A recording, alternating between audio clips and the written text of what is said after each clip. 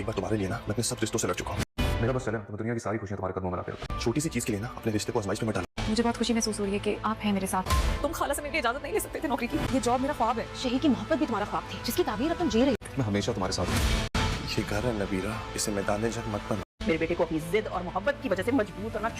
शहीर की अम्मी ने तो शुरू से ही नबीरा को टफ़ टाइम दिया है क्योंकि उन्हें नबीरा पसंद ही नहीं। इसीलिए आने वाली एपिसोड में हम देखेंगे कि अब जबकि नबीरा जॉब करना चाहती है तो इस सिलसिले में वो शहीर से यही कहेगी कि वो किसी तरह खाला जान से उसकी जॉब की इजाज़त ले लें, लेकिन वो इसे इस बात के लिए इजाज़त नहीं देगा और यही कहेगा कि मैंने तुम्हारे लिए बहुत लड़ाइयाँ लड़ी हैं अपने इस रिश्ते को बचाने के लिए, लेकिन अब नहीं, ये घर है, इसे मैदान जंग मत बनाओ।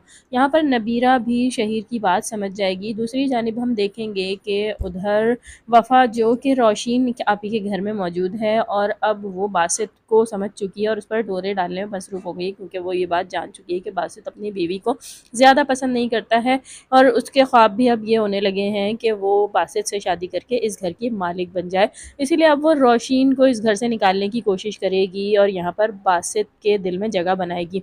बासित जो कि वफ़ा की शादी भी नहीं होने दे रहा और उससे यही कहेगा कि मैं तुम्हारे साथ हूँ, तो ऐसे में उसका शुक्रिया अदा करती हुई नज़र आएगी कि मुझे यकीन था कि आप मेरा साथ ज़रूर देंगे। दूसरी जानिब हम देखेंगे कि नबीरा को शहीर की बात समझ आ जाएगी और वो अपनी जॉब ना करने पर मान भी जाएगी और अपनी बहन से यही कहेगी कि मेरा ख्वाब था कि मैं जॉब करूं, तो ऐसे में उसकी बहन भी उसे यही समझाएगी कि शहीर के साथ रहना भी तुम्हारा ख्वाब था और अब तुम उसी ख्वाब में जी रही हो, इसीलिए अगर वो नहीं चाहता कि तुम जॉब करो या उसकी मदर नहीं चाहती कि तुम जॉब करो तो तुम्हें जॉब नहीं करनी चाहिए। और अब नबीरा शहीर की बात भी मान जाएगी, लेकिन खाला जान अभी भी उसे नहीं छोड़ेंगी और यही कहेंगी कि तुम मेरे बेटे को अपनी उंगलियों पर नचाना छोड़ दो और अब देखती हूँ कि वो किस तरह से तुम्हारी बात मानता है।